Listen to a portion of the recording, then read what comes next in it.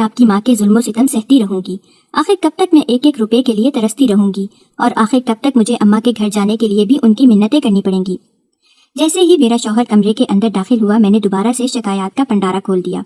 میں نے فیصلہ کر دیا تھا کہ آج اسے اپنی باتوں میں پھنسا کر ہی رہوں گی، تاکہ اس بار اس کا دل اپنی ماں کی طرف سے بدزن ہو جائے۔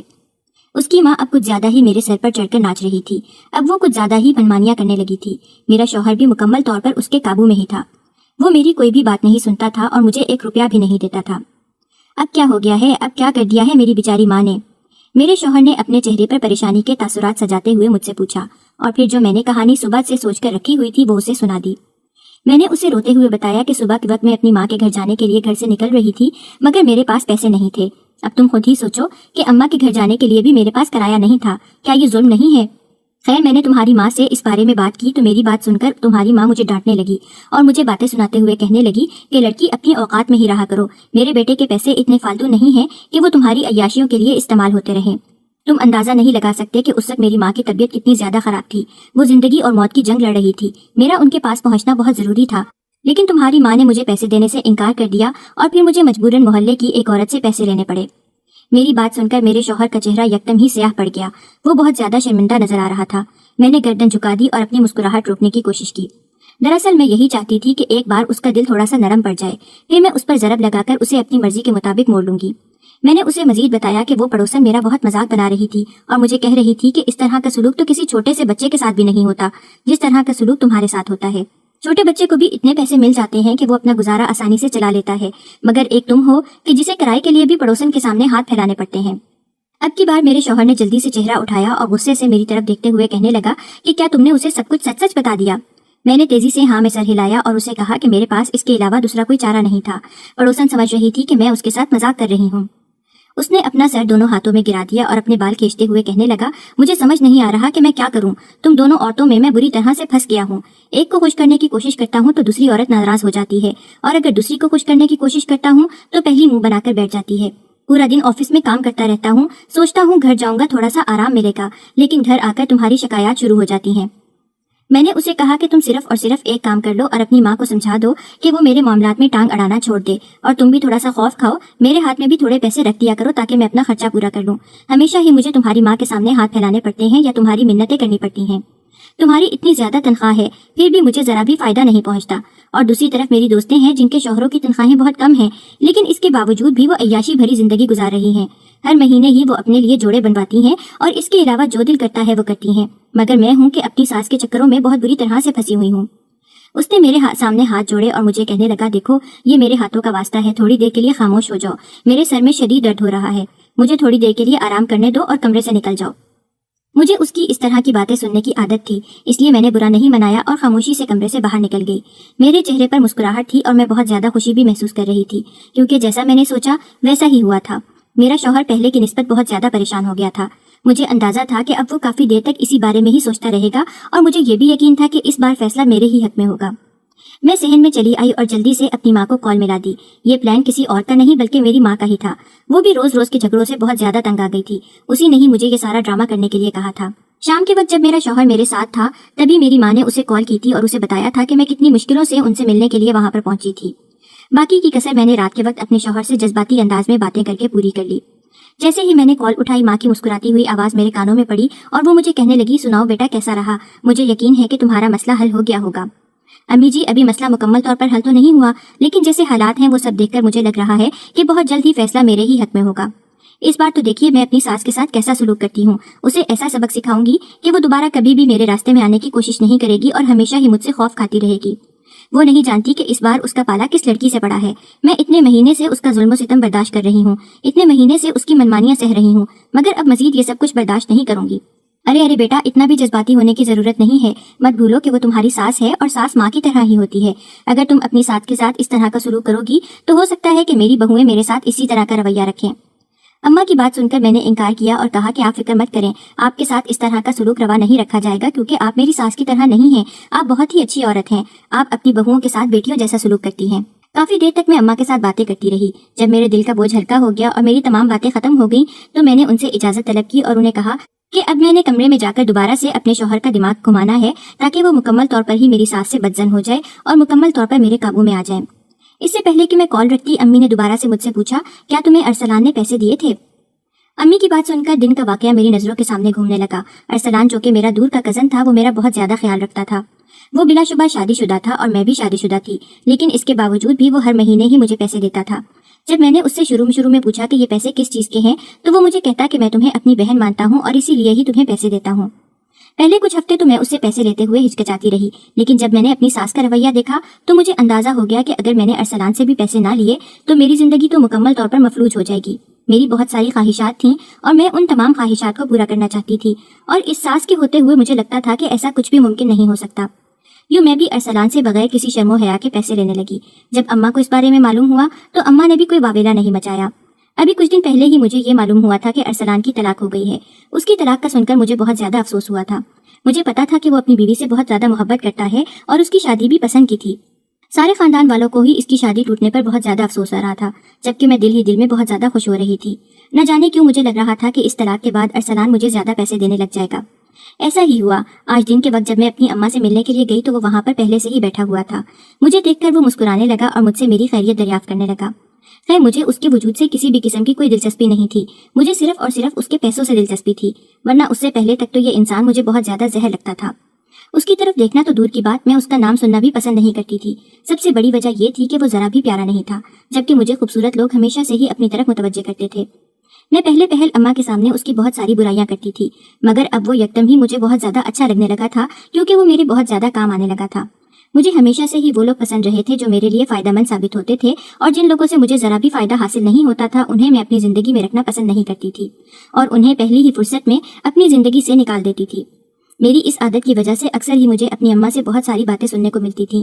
اماں مجھے کہتی تھی کہ ہمیشہ دوسروں سے فائدہ نہیں اٹھانا چاہیے، بلکہ کبھی کبھار دوسروں کو بھی فائدہ پہنچا دینا چاہیے۔ اس طرح انسان بہت سے حالات میں کامیاب ہوتا ہے۔ جبکہ اماں کی ساری باتیں میں ہمیشہ کی طرح ہنسی مذاق میں اڑا دیتی تھی، اور انہیں کہتی تھی کہ آپ کو بالکل بھی نہیں پتا، یہ ماڈرن زمانہ ہے، اور ماڈرن زمانے میں انسان اسی شخص سے ہی دوستی کرتا ہے جس انسان سے اسے منافع ملتا ہے۔ اور میری فطرت تو ویسے ہی ایسی تھی کہ اگر مجھے اپنا دوست منافع نہ دیتا تو میں اسے ڈسنے سے باز نہ آتی، اور اگر مجھے میرا دشمن منافع دینا شروع کر دیتا تو میں اپنے دشمن کو بھی دوست بنا لیتی۔ اماں کبھی کبھار مجھے کہتی تھی کہ تو بہت بڑی اور زہریلی ناگن ہے۔ اماں کی باتیں سن کر میں ہمیشہ ہی ہنس دیتی تھی، یوں جیسے یہ بات میرے لیے بہت فخر کی ہو، لیکن اگر میں کبھی اس پر ذرا گہرائی میں سوچتی تو مجھے اندازہ ہوتا کہ اس سے بڑی گالی تو میرے لیے کوئی ہے ہی نہیں۔ خیر دن کے وقت جب میں اس سے ملی تو اس نے موٹی رقم میرے حوالے کی۔ اسے دیکھ کر میرے چہرے پر مسکراہٹ پھیل گئی۔ میں نے اپنی اس مسکراہٹ کو سمیٹنے کی کوشش کی، لیکن جو اندر کی خوشی تھی وہ باہر نکلنے کے لیے بےتاب ہو رہی تھی۔ اس نے میرے چہرے کی طرف بہت ہی عجیب و غریب نظروں سے دیکھا اور مجھے کہنے لگا کہ اب تو تمہاری ساری خواہشات میں اسی طرح سے ہی پوری کرتا رہوں گا، اب تمہیں بالکل بھی فکر مند ہونے کی ضرورت نہیں ہے۔ اس نے مجھے مزید کہا کہ تمہاری ماں نے مجھے تمہارے شوہر کے بارے میں بتایا ہے، اور تمہارے شوہر کے بارے میں سن کر مجھے بہت ہی افسوس ہوا ہے۔ وہ بالکل بھی ٹھیک انسان نہیں ہے، اور میں نہیں چاہتا کہ تم اس طرح کے انسان کے ساتھ اپنی زندگی گزارو۔ تمہیں چاہیے کہ ابھی ہی کوئی اچھا فیصلہ لے لو اور جتنا جلدی ہو سکے اس انسان کی زندگی سے چلی جاؤ، کیونکہ جو انسان کی عزت اور آپ کی قدر نہیں کر سکتا اس انسان کے ساتھ وقت گزارنے کا بھی کوئی فائدہ نہیں ہے۔ ارسلان کی باتیں سن کر نہ جانے کیوں مجھے غصہ آ گیا۔ میرا چہرہ یکدم ہی غصے سے لال ہو گیا۔ اماں نے جب میری یہ کیفیت دیکھی تو وہ سمجھ گئی کہ اس وقت میرے دل کے اندر کیا چل رہا ہے۔ انہوں نے جلدی سے میرے بازو کو پکڑا اور مجھے پرسکون کرتے ہوئے کہنے لگی کہ ارسلان تو بس یوں ہی مذاق کر رہا ہے، تمہیں تو پتا ہے کہ ارسلان کی مذاق کی عادت ہے۔ میں نے ارسلان کے چہرے کی طرف دیکھا تو وہاں پر مذاق کا نام و نشان تک نہیں تھا۔ صاف ظاہر ہو رہا تھا کہ وہ سنجیدگی سے مشورہ دے رہا ہے۔ میں نے لفافہ اس کے ہاتھ میں رکھا اور اسے کہا کہ اگر تمہارا مقصد یہ ہے کہ تم میرا گھر توڑ دو تو مجھے تمہارے یہ پیسے نہیں چاہیے، تم اپنے یہ پیسے اپنے پاس رکھو۔ میں تو اس وجہ سے تم سے یہ پیسے لے رہی تھی کیونکہ میں تمہیں اپنا بھائی سمجھنے لگی تھی، مگر میں نہیں جانتی تھی کہ تم میرے بارے میں اس قدر برے خیالات رکھتے ہو۔ میں یکدم ہی جذباتی ہو گئی اور اپنی آنکھوں میں چھوٹے آنسو لے کر آ گئی۔ میں اچھی طرح سے جانتی تھی کہ مردوں کو صرف آنسو ہی پگھلا سکتے ہیں۔ مجھے روتا دیکھ کر ایک لمحے کے لیے امی بھی پریشان ہو گئی تھی، لیکن پھر میں نے امی کو آنکھوں ہی آنکھوں میں اشارہ کیا اور انہیں پرسکون رہنے کا کہا۔ مجھے اس طرح سے روتا دیکھ کر ارسلان بہت زیادہ پریشان ہو گیا۔ وہ مجھ سے معافی مانگتے ہوئے کہنے لگا کہ بہن مجھے معاف کر دو، مجھے بالکل بھی اندازہ نہیں تھا کہ میری یہ بات تمہیں اتنی بری لگے گی۔ میرا کوئی غلط مقصد نہیں تھا، بلکہ میں تو صرف اور صرف تمہیں خوش دیکھنا چاہتا ہوں، اور جہاں تک ان پیسوں کا سوال ہے تو ان پیسوں کو کبھی بھی ہم دونوں کے رشتے میں لے کر نہیں آنا۔ میں نے صرف تمہیں اپنی بہن نہیں کہا، بلکہ میں نے تمہیں اپنی بہن مانا بھی ہے اور ہمیشہ ہی مانتا رہوں گا۔ اس نے وہ لفافہ دوبارہ سے میرے حوالے کیا اور مجھ سے معذرت کرتا ہوا وہاں سے چلا گیا۔ اس کے بعد اس نے مجھے یہ بھی کہا تھا کہ اگر تم مجھ سے کسی بھی قسم کا تعلق نہیں رکھنا چاہتی تو مت رکھو، لیکن کم از کم میرے دیے ہوئے تحفوں سے کبھی بھی منہ مت موڑنا۔ مجھے بہت ہی دکھ ہوتا ہے جب میں کسی کو تحفہ دیتا ہوں اور وہ تحفہ لینے سے انکاری ہو جاتا ہے۔ تم فکر مت کرو، تمہارے تحفے تو میں کھلے دل سے قبول کروں گی۔ یہ بات میں صرف دل ہی دل میں کہہ سکی تھی، میں نے اسے کچھ بھی نہیں کہا تھا۔ وہ وہاں سے چلا گیا تو میں خوشی سے اماں کی طرف متوجہ ہو گئی اور میں اماں کو کہنے لگی کہ میں سوچ بھی نہیں سکتی تھی کہ یہ انسان اتنا زیادہ بے وقوف ہو سکتا ہے۔ اماں نے زور سے میرے سر پر تھپڑ مارا اور مجھے ڈانٹتے ہوئے کہنے لگی کہ تمہیں اتنا بڑا ڈرامہ لگانے کی کیا ضرورت تھی؟ اگر وہ واقعی پیسے اپنے ساتھ لے کر چلا جاتا تو پھر تم کیا کرتی؟ اماں کی بات سن کر میں نے اپنی آنکھوں میں آئے ہوئے جھوٹے آنسوؤں کو صاف کیا اور انہیں کہا کہ آپ کو بالکل بھی اندازہ نہیں ہے کہ کھیل کس طرح سے کھیلا جاتا ہے۔ آپ بس مجھے دیکھتی رہیں اور سیکھتی رہیں۔ مجھے یقین ہے کہ ایک دن آپ بھی بہت بڑی کھلاڑی بن جائیں گی۔ ارے میں نے جتنے بھی کھیل کھیلنے تھے وہ میں اپنی زندگی میں اپنی ساس کے ساتھ کھیل چکی ہوں۔ اب میں صرف اور صرف ایک پرسکون زندگی گزارنا چاہتی ہوں۔ میں نے ماضی کے تمام گناہوں سے توبہ کر لی ہے۔ میں یہ چاہتی ہوں کہ تم بھی کسی قسم کی کوئی غلطی مت کرو بلکہ ایک صاف اور پاک زندگی گزارو، کیونکہ آخر میں ایک صاف اور پاک زندگی ہی انسان کے دل کو سکون بخش سکتی ہے، ورنہ کچھ انسان تو ساری زندگی اپنے ماضی کے گناہوں کو یاد کر کے روتے رہتے ہیں۔ کبھی کبھار مجھے اماں کی بالکل بھی سمجھ نہیں لگتی تھی۔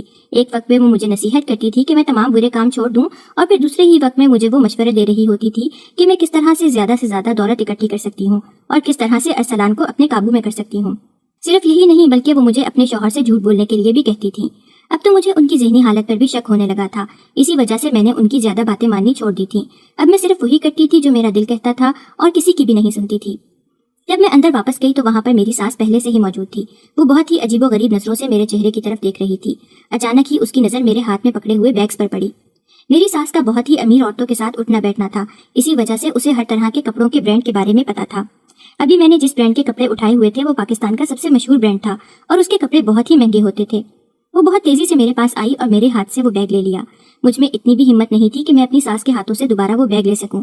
نہ جانے میں اس سے اتنا زیادہ کیوں ڈرتی تھی، شاید یہ سب کچھ اس کی ذات میں چھپے ہوئے روب کی وجہ سے تھا۔ اس نے وہ بیگ کھولا اور بیگ کے اندر سے 20,000 کا کرتا نکالا۔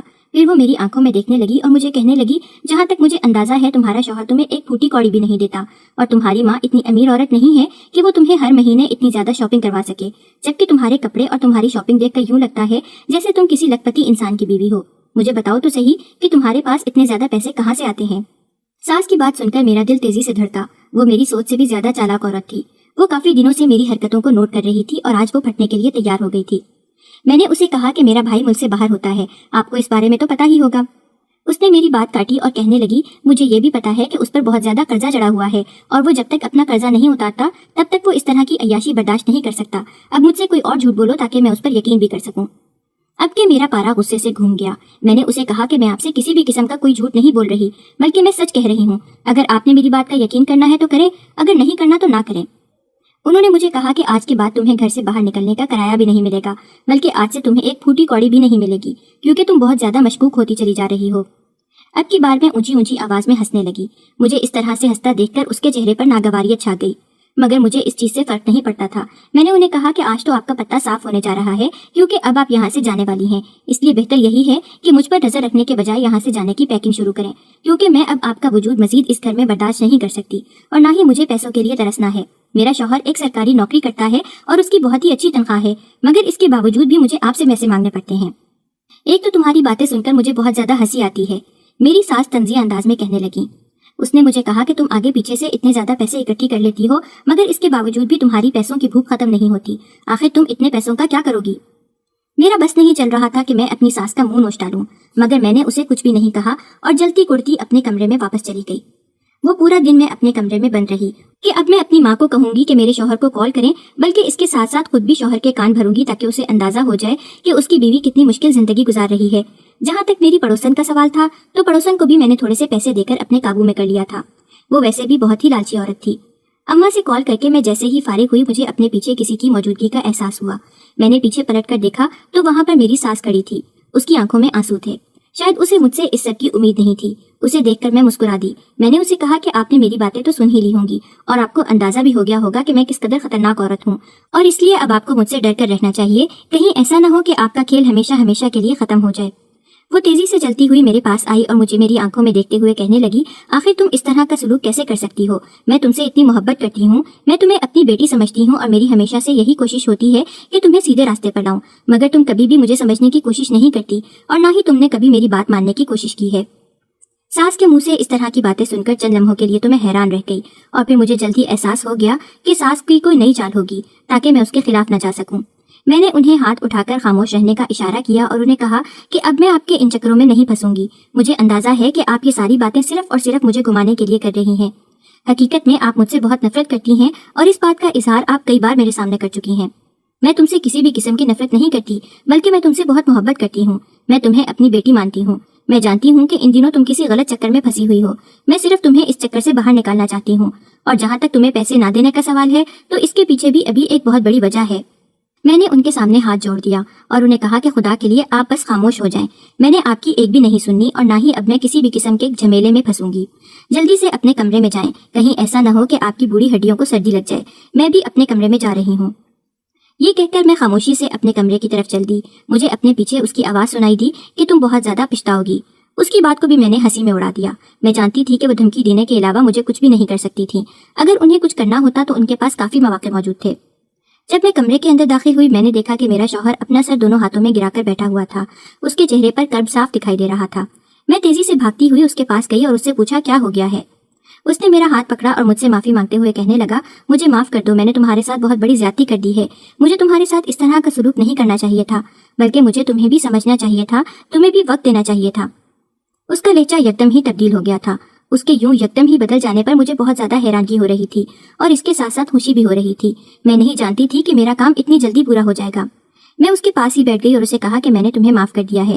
میں تم سے کبھی بھی ناراض رہ ہی نہیں سکتی.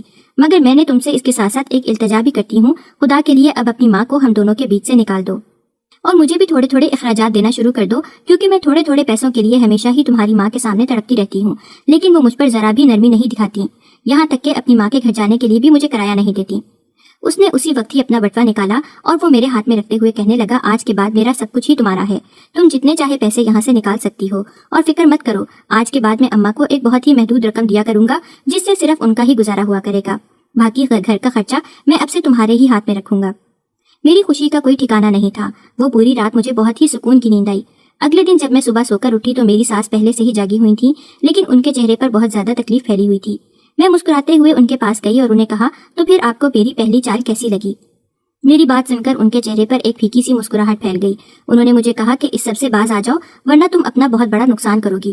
میں نے تیزی سے نفی میں سر ہلایا اور انہیں کہا کہ میں نے اپنا جتنا نقصان کرنا تھا وہ میں کر چکی ہوں. اب میرا نقصان نہیں ہوگا. صرف اور صرف ایک شخصیت کا نقصان ہوگا اور وہ شخصیت کسی اور کی نہیں بلکہ آپ کی ہے.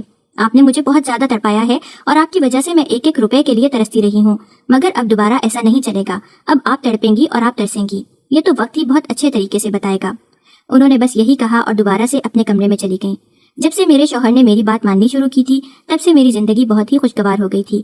اب میں اپنی مرضی سے پیسے لے کر گھر سے نکل جاتی اور اپنی مرضی سے گھومتی پھرتی, اپنے لیے شاپنگ کرتی اور پھر رات کو شوہر کے آنے سے تھوڑی ہی دیر پہلے گھر کے اندر داخل ہوتی تھی.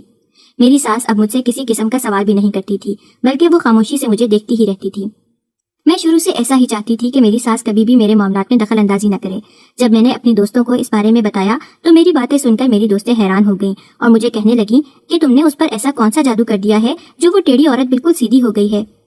میری ایک دوست پریشانی کا اظہار کرنے لگی اور کہنے لگی کہ بچ کر رہنا, ایسا نہ ہو کہ کہیں تمہاری ساس تمہارا یہ داؤ تمہارے خلاف ہی استعمال نہ کر دے. اس کی بات سن کر میں کھلکھلا کر ہنسنے لگی. میں نے اسے کہا فکر مت کرو, میں نے کچی گولیاں نہیں کھیلی ہوئی اور جہاں تک میری ساس کا سوال ہے تو وہ مجھ سے زیادہ چالاک نہیں ہو سکتی. اسے پرانے زمانے کی چالاکیاں آتی ہیں جبکہ میں نئے زمانے کی چالاکیوں کے بارے میں جانتی ہوں. یہ کہہ کر میں نے کال کاٹ دی. اسی وقت ہی دوبارہ میرا موبائل بجنے لگا. میں نے اس بار تنگ آ کر موبائل کو دیکھا تو دیکھ کر حیران رہ گئی کہ ارسلان مجھے کال کر رہا تھا. ویسے تو اب مجھے پیسوں کی کمی نہیں ہوتی تھی لیکن اس کے باوجود بھی اگر مفت کے پیسے ملے تو انسان دینے سے کہاں انکار کرتا ہے. میرا بھی یہی حساب تھا. مجھے اندازہ تو ہو گیا تھا کہ نیا مہینہ شروع ہو گیا ہے, اسی لیے ارسلان مجھ سے یہی بات کرے گا کہ مجھ سے آ کر پیسے لے جاؤ. میں نے جلدی سے کال اٹھائی مگر دوسری طرف سے اس کی بات سن کر مجھے تھوڑا سا عجیب لگا. وہ مجھے باہر ملنے کے لیے کہہ رہا تھا.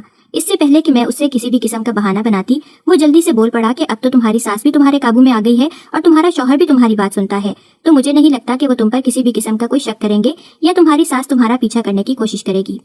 ارسلان کی بات سن کر میں نے گہری سانس لی اور اسے کہا کہ ہاں بات تو تم ٹھیک کہہ رہے ہو.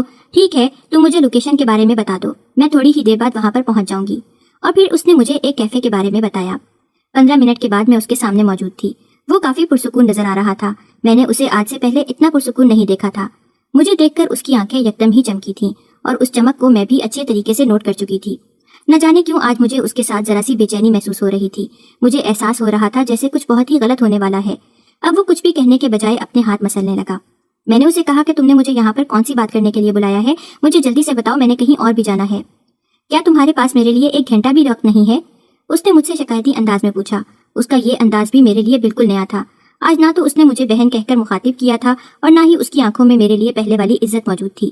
میں نے اسے کہا کہ اس طرح کی کوئی بات نہیں ہے، تمہارے پاس میرے لیے بہت وقت ہے، آخرکار میں تمہیں اپنا بھائی۔ اس سے پہلے کہ میں مزید کچھ کہتی وہ یکدم ہی اپنی جگہ پر اٹھ کھڑا ہوا۔ اسے یوں اٹھتا دیکھ کر باقی تمام لوگ بھی ہماری طرف ہی متوجہ ہو گئے۔ میں دبی دبی آواز میں چلائی کہ آرام سے یہاں پر بیٹھ جاؤ، کیوں تماشا کر رہے ہو؟ جواباً وہ بھی غصے سے بولا اور مجھے کہنے لگا کہ آج تو تم نے مجھے اپنا بھائی بول دیا، لیکن دوبارہ مجھے کبھی بھی اپنا بھائی مت کہنا، ورنہ مجھ سے برا کوئی بھی نہیں ہوگا۔ میں نے اسے کہا کہ تم ہی نے مجھے اپنی بہن مانا تھا، اور اگر میں تمہیں اپنا بھائی نہیں کہوں گی تو کیا کہوں گی؟ وہ مسکرانے لگا اور کہنے لگا کہ اس کے علاوہ بھی دنیا میں بہت سارے رشتے ہیں، تم میرے ساتھ کسی بھی قسم کا نیا رشتہ بنا سکتی ہو، مجھے ذرا بھی مسئلہ نہیں ہوگا، بس اب ہم دونوں کے درمیان بہن بھائیوں والا رشتہ نہیں ہوگا۔ اس کی بات سن کر میرا دل کسی سوکھے پتے کی طرح کانپنے لگا۔ میں کوئی چھوٹی بچی تو نہیں تھی جو اس کی باتوں کے مفہوم کو نہیں سمجھتی۔ مجھے اچھی طرح سے اندازہ تھا کہ وہ کس بارے میں بات کر رہا ہے، مگر میں اس سے اس سب کے بارے میں بتا کر اسے مزید نڈر نہیں کرنا چاہتی تھی۔ میں چاہ رہی تھی کہ وہ اس وقت کوڈ ورڈنگ ہی استعمال کرے۔ مجھے پتا تھا کہ اگر وہ ایک بار پھیل گیا اور اسے یہ اندازہ ہو گیا کہ میں اس کی ان باتوں کا برا نہیں منا رہی اور نہ ہی میں اس پر غصہ کر سکتی ہوں، تو وہ قابو سے باہر ہو جائے گا۔ اب میرے اپنے گھر والوں کے ساتھ تعلقات بھی اچھے ہو گئے تھے، لہٰذا میں نہیں چاہتی تھی کہ اب میں اس کے ساتھ کسی بھی قسم کا کوئی تعلق رکھوں۔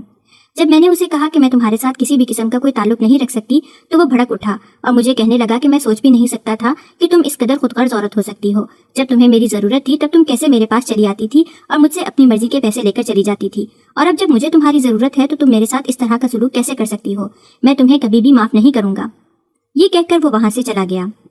میں نے ایک گہری سانس لی اور دل ہی دل میں شکر ادا کیا کہ چلو اس انسان سے تو میرا پیچھا چھوٹ گیا۔ جب میں گھر واپس گئی تو اماں پہلے سے ہی موجود تھیں۔ وہ مجھ سے میرے لیٹ آنے کے بارے میں پوچھنے لگی۔ ان کی بات سن کر میرا دماغ گھوم گیا۔ پہلے ہی ارسلان کی باتوں کی وجہ سے میں بہت زیادہ پریشان تھی اور اب ان کے سوال نے مجھے مزید چڑچڑا کر دیا تھا۔ میں ان سے بحث کرنے لگی۔ اسی وقت ہی میرا شوہر گھر کے اندر داخل ہوا۔ جب اس نے ہم دونوں کو بحث کرتے ہوئے دیکھا تو اسی وقت ہی اپنی ماں کا ہاتھ پکڑ کر انہیں گھر سے باہر نکال دیا۔ میں نے بھی اسے منع نہیں کیا کیونکہ میں اس وقت یہی چاہتی تھی، مجھے صرف اور صرف سکون چاہیے تھا۔ جب کافی دیر گزر گئی اور میرا غصہ تھوڑا سا ٹھنڈا ہوا تو میں نے ایک نظر اپنے شوہر پر ڈالی جو اس وقت آرام سے لیٹا ہوا تھا۔ اس نے اپنی آنکھوں پر بازو رکھا ہوا تھا۔ میں نے اسے کہا کہ اماں کو اب گھر کے اندر لے کر آ جانا چاہیے، تم ماما کو گھر کے اندر بلا لو کیونکہ مجھ میں اتنی ہمت نہیں ہے کہ میں ان کا سامنا کر سکوں۔ وہ بہت زیادہ پریشان نظر آ رہا تھا، یقیناً وہ اپنے کیے پر بہت زیادہ شرمندہ تھا اور اسے شرمندہ ہونا بھی چاہیے تھا۔ میں کبھی بھی نہیں چاہتی تھی کہ وہ اپنی ماں کے ساتھ اس طرح کا سلوک کرے۔ نہ جانے اسے ایک دم سے کیا ہو گیا تھا۔ جب میں نے باہر جا کر دیکھا تو حیران رہ گئی، باہر کوئی بھی موجود نہیں تھا۔ میں نے محلے میں ہر گھر میں پتہ کر لیا تھا مگر میری ساس مجھے کہیں بھی نہیں ملی۔ میں نے پریشانی سے جب اپنے شوہر کو اس بارے میں بتایا تو وہ یکدم ہی خوفزدہ ہو گیا۔ پورے شہر میں ہم نے انہیں تلاش کر لیا لیکن ان کا وجود ہمیں کہیں بھی دکھائی نہیں دیا۔ نہ جانے انہیں آسمان نگل گیا تھا یا زمین کھا گئی تھی، ان کا نام و نشان نہیں مل رہا تھا۔ اماں کے جانے کے بعد یکدم ہی ہمارے گھر کے حالات بہت زیادہ برے ہو گئے۔ آئے روز ہی کوئی نہ کوئی حادثہ پیش ہو جاتا تھا۔ یکدم ہی میرے شوہر کی نوکری بھی چھوٹ گئی، گھر میں فاقوں کی نوبت آ گئی۔ اماں سے رابطہ کرنے کی کوشش کی تو اماں میری کوئی بھی بات سننے کے لیے تیار ہی نہیں تھیں۔ وہ اپنی غربت کا رونا رو رہی تھیں اور مجھے کہہ رہی تھیں کہ ان کے بیٹے کی نوکری پھر سے چلی گئی ہے اور ان کا بیٹا اب دوبارہ سے پاکستان واپس آ رہا ہے۔ اماں پر پہلے سے ہی بہت سارا قرضہ چڑھا ہوا تھا، وہ میری کوئی بھی مدد نہیں کر سکتی تھیں۔ میں اپنا زیور بیچنے پر مجبور ہو گئی۔ زیور بیچ کر ہمارے گھر کا نظام چلنے لگا مگر میں حیران ہو جاتی تھی کہ مہینے کا لایا ہوا سودا ہفتوں میں ہی ختم ہو جاتا تھا۔ اگر اس طرح سے چلتا رہتا تو ہم بہت جلد ہی سڑک پر آ جاتے۔ مجھے لگ رہا تھا کہ یہ سب کچھ اماں کی بددعا کی وجہ سے ہوا ہے۔ ہم دونوں میاں بیوی انہیں بے چینی سے ڈھونڈ رہے تھے مگر ان کی اب تک کوئی بھی خبر نہیں مل سکی تھی۔ ایک دن میرے شوہر نے کہا کہ چلو مولوی سے جا کر رابطہ کرتے ہیں، ہو سکتا ہے کہ وہ ہماری مدد کر دے۔ جب ہم مولوی کے پاس گئے تو اس نے میری طرف اشارہ کرتے ہوئے کہا کہ یہ ساری مصیبت تمہاری بیوی نے بلائی ہے، تمہاری بیوی ہی اس شخص سے ملتی رہی تھی، تیری بیوی نے اس شخص کے ساتھ تعلقات قائم کیے اور اس شخص کو اپنی محبت کے جال میں پھنسایا۔ تیری بیوی نہیں جانتی تھی کہ وہ شخص بہت بڑا جادوگر ہے۔ اس دن مجھ پر جو راز آشکار ہوا وہ سن کر مجھے لگا ساتوں آسمان میرے سر کے اوپر آ کر گر گئے ہوں۔ دراصل ارسلان ایک بہت بڑا جادوگر تھا۔ اس کے پاس زیادہ دولت اسی لیے جمع ہوتی تھی کیونکہ وہ جادو کرتا تھا۔ اس کے بہت سارے کلائنٹ تھے جو اسے منہ مانگی رقم دیتے تھے۔ شروع میں تو وہ مجھے بہن کہہ کر میری مدد کر رہا تھا لیکن پھر اچانک ہی اس کا دل میری طرف مائل ہونے لگا۔ جب اس نے مجھ سے اپنی محبت کا اظہار کیا تو میں نے اس کی محبت کو بری طرح سے جھٹلا دیا۔ اسی وجہ سے اس نے مجھ پر جادو کرنا شروع کر دیا۔ اس نے گھر کی چھت پر بہت سارے تعویذ رکھے ہوئے تھے۔ مولوی نے ہمیں چھت پر جانے کے لیے کہا۔ جب ہم چھت پر گئے تو وہاں سے بہت سارے کالے اور سرخ رنگ کے دھاگے نکلے۔ اس کے بعد مولوی نے ہمیں بہت سارے اذکار پڑھنے کے لیے کہا اور کچھ عمل کرنے کے لیے دیے۔ میں باقاعدگی سے وہ عمل کرنے لگی۔ تھوڑے ہی دنوں کے بعد ہمیں یہ بھی پتا چل گیا کہ میری ساس اپنی ایک بہن کے گھر پر موجود ہے۔ میرا شوہر اگلے ہی دن وہاں گیا اور اس کے قدموں میں گر کر معافی مانگ کر اسے واپس اپنے گھر لے آیا۔ میں بھی اپنی ساس کے قدموں میں گر گئی اور ان سے اپنے کیے کی معافی مانگی۔ میری ساس نے مجھے معاف کر دیا تھا۔ دراصل میری ساس کے پاس روحانی طاقتیں موجود تھیں۔ جب میں اپنے کزن سے ملنے کے لیے جاتی تھی اور گھر واپس لوٹتی تھی تو اسے ایک کالا دھواں دکھائی دیتا تھا جس نے مجھے اپنے قابو میں کیا ہوتا تھا۔ اسی وجہ سے ہی وہ مجھے گھر سے نکلنے سے منع کرتی تھی، مگر میں نے اس کی بات کبھی بھی نہیں مانی اور ہمیشہ ہی اپنی منمانی کی۔ یہی وجہ تھی کہ میں ایک بہت بڑی مشکل میں پھنسنے جا رہی تھی۔ وہ تو خدا کا شکر تھا کہ ہم نے بروقت ہی کسی مولوی سے رابطہ کر لیا تھا اور وہ مولوی بھی اچھا ثابت ہوا تھا۔ میرے گھر کے حالات دوبارہ سے ٹھیک ہو گئے، دوبارہ سے میرا شوہر نوکری کرنے لگا اور دوبارہ سے میرے گھر میں خوشحالی آ گئی۔ اب میں بہت ہی پرسکون زندگی گزار رہی ہوں۔ اب مجھے اپنی ساس بوجھ نہیں لگتی۔ میں کوئی بھی کام اپنی ساس کے مشورے کے بغیر نہیں کرتی۔ مجھے احساس ہو گیا ہے کہ اگر بڑا انسان کبھی کسی کام سے منع کرے تو اسے انا کا مسئلہ نہیں بنانا چاہیے، بلکہ سمجھنے کی کوشش کرنی چاہیے، کیونکہ بعض اوقات اس کا تجربہ ہم سے